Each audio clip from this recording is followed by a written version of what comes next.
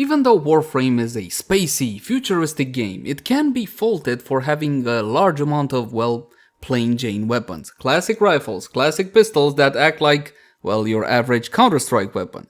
That's not what I'm looking for in a game such as Warframe. What I'm looking for is spacey, futuristic weapons that do something out of the ordinary, something special.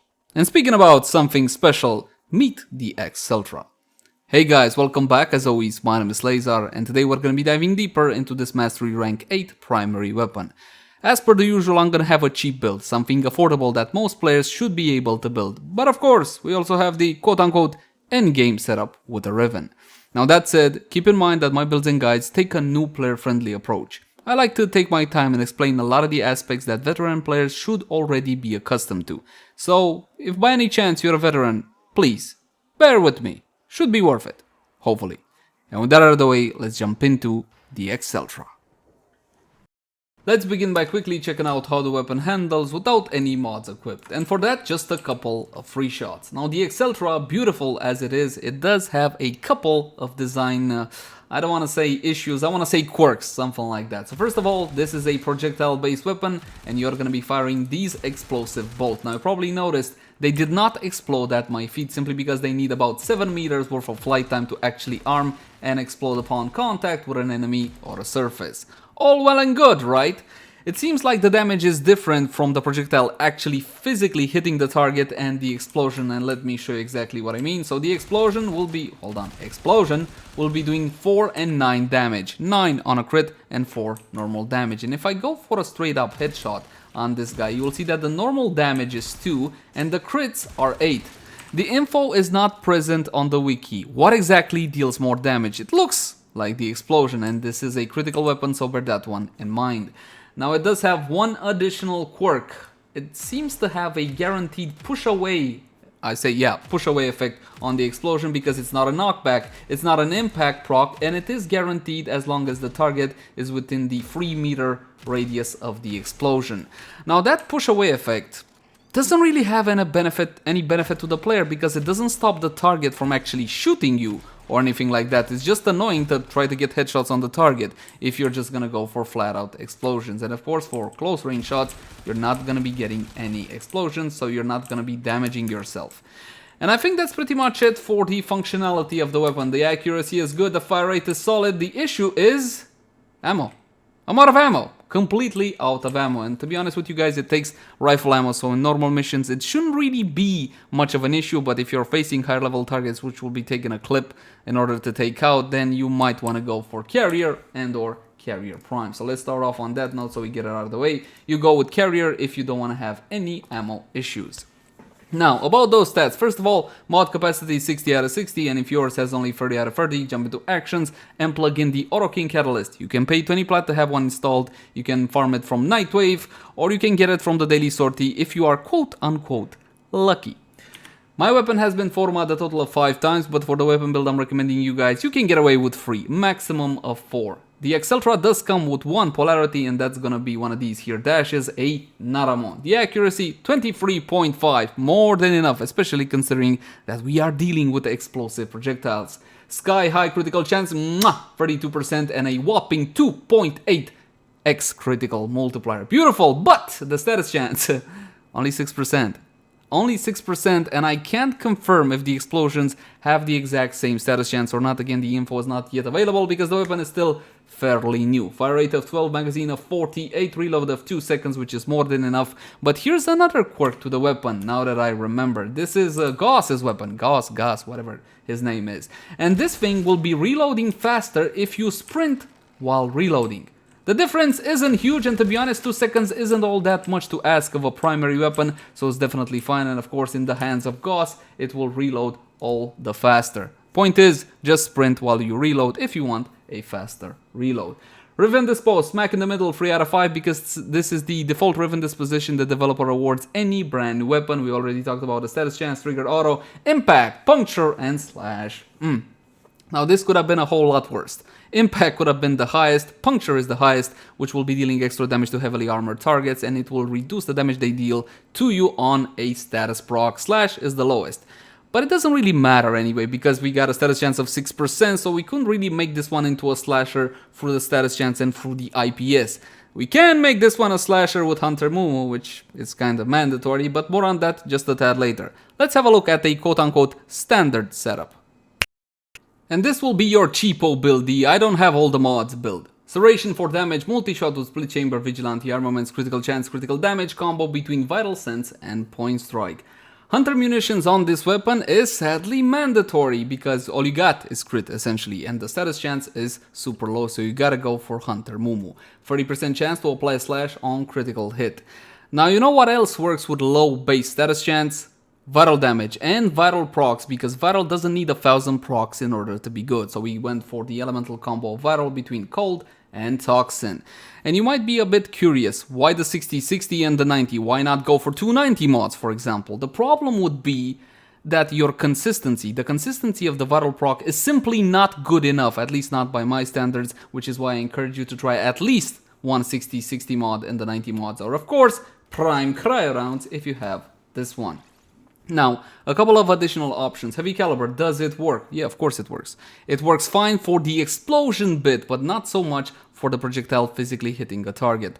Now, from what I observed from the weapon so far, if you don't get the damage from the projectile smacking the target, you're losing about 40% damage per round, as in as much as it could do, theoretically. From my point of view, this is not a weapon to go for ground shots, and that's just my 2 cents on it. Now let's test that and see what a cheap build can do. We're going to be spawning in Corrupted Heavy Goons level 120. And I'm going to keep Carrier because, again, she is quite ammo hungry. We're going to try and go for straight headshots. And as you can see, the damage is bloody superb. Look at that. Annihilated. Completely annihilated the target. But not only that, I got plenty of collateral damage as well in the form of slashes and in the forms of those beautiful explosions. Vital consistency like this is good enough from my point of view, so you don't need to go for 2 60-60 mods. And again, if you got prime cryo rounds, mwah, beautiful, go for that one. Now let's try some console shots. Hold on. There we go. Console damage, here we go. And as you saw there, I unloaded quite a bit of bullets on the ground, but it doesn't seem to be doing much to the target. So again, do try to get the projectile to make contact with the target for the optimal amount of damage. And I think that's pretty much it for the cheap build. From my point of view, that's fantastic performance. Absolutely love it. But let's be honest here, not everybody's okay with a projectile-based weapon that explodes after 7 meters. Then again, that means you shouldn't be crying about dealing damage to yourself. So there you go. It's a bit of a give and take. Now let's drop those mods, these two. We're gonna go for more critical chance with our gun scope.